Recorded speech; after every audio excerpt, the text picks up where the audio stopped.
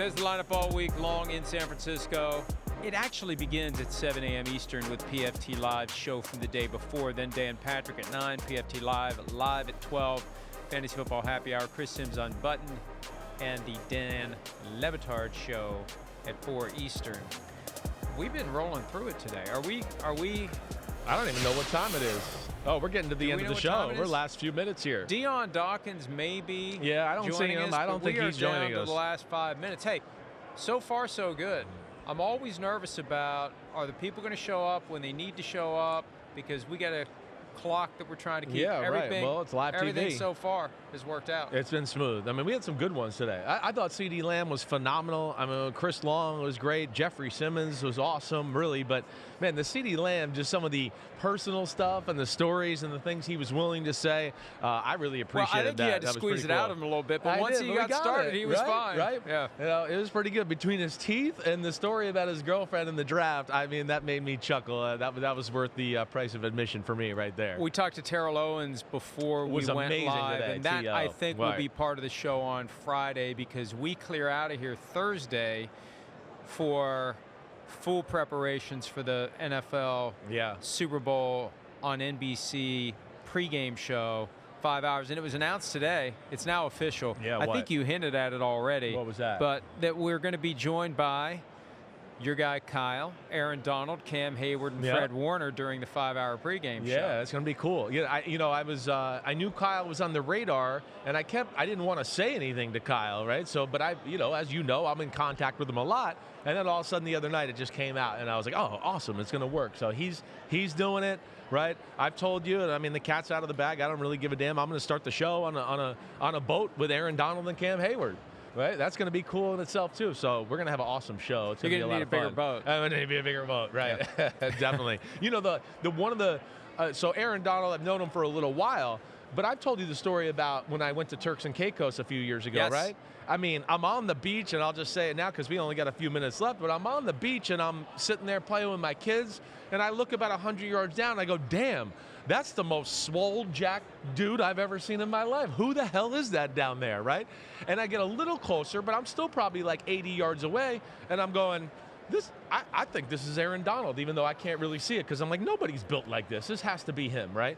As I get closer, he's literally lifting his wife up by her hips and holding her up like this. Like, I'm like, okay, it's Aaron Donald. Like, it's the Incredible Hulk is what I'm watching here.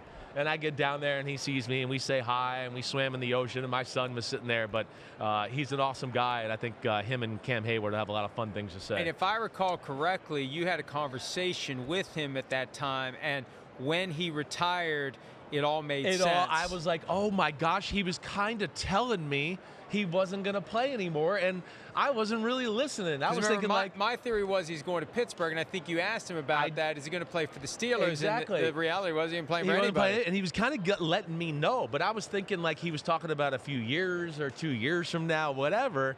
And then when he goes, I'm calling it quits, I was like, damn, he was in the ocean with me, and he was kind of telling me I'm retiring. Without really saying it, and it didn't click until that moment. So, yeah, you're right. I forgot about that. It's amazing how well the Rams' defense has reacted to and rebuilt itself without Aaron Donald. We thought they would be lost in the wilderness for multiple years, but they have reloaded extremely well and got to within a game of Super Bowl 60. Seahawks-Patriots, we've hardly talked about the game today, but we'll have plenty more time to talk about it. We do have a fire pregame show, but we have to make our pick at some point. I know. Well, it's funny, you know where I'm leaning. Yeah, I know you're leaning Patriots. I'm leaning Seahawks. It's funny. I feel like Cooper DeJean was the first guy that said Patriots out of like the football people I've talked to so far. I think everybody expects a close game, but I do get the sense being here that more people are a little bit like, I'm leaning Seahawks. I am. And DeJean, he went Patriots. He was the first one to do that. Well, and if it is a close game, that's where the situational football that Jeffrey Simmons was talking about as relates to Mike Vrabel, I think, is going to take over. No offense to Mike McDonald whatsoever. Because he's good at it. But I think Vrabel's the best coach in the NFL right now. Yeah. And I think that if he has an opportunity to bend the football will his way, he'll do it. And he's so, like, I think it was Chris Long saying that they keep everything muddy. Like, they just have a way. Joe Flacco was saying it. Oh, it was muddy. Yeah, like they kind of like drag the game down to what they can do. Slow, and they reside ugly, in that physical, area, and they force you to play the game the way they want to play. Yeah, exactly. They really do. And, that's where, again, I think we're all expecting that kind of defensive battle type of football game. And what's interesting off of that, and I think what he's kind of alluding to, they make the game ugly. They keep people in front of you. They rally. They tackle. But Seattle is a really big play football team, right? I mean, that's what they are. You think about Seattle. Yeah, they have some drives where Sam Darnold's surgical and does all that, but if you really break them down through the year, it's like, whoa, they hit a 60-yard pass to Jackson Smith and Jigga. Whoa, Kenneth Walker broke a 70-yard run on that play. Rashid Shaheed returned a punt. Oh, we had a strip sack fumble and returned it for a touchdown. They've been kind of living like that, and the Patriots are anti that, and I think that's kind of one of the cool little storylines of the game as well. So we're going to continue to interview players after we go off the air. Jay Glazer is going to join us as well. Oh, that's always good. He usually puts me in a chokehold, which I'm not looking forward to. I'll join him. Thanks. Yeah. I was hoping that I could use. I didn't hit you today. Maybe I need you to protect me from him, or him to protect me from you, or I can just get the two of you stirred up, and I can just go.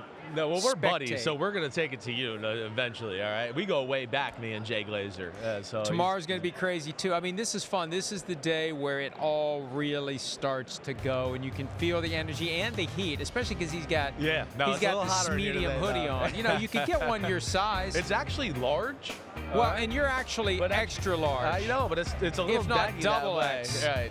Rip the hole in the sweater when you put it over your head. See you like later. I'm not listening to style. See you tomorrow. Fashion from you.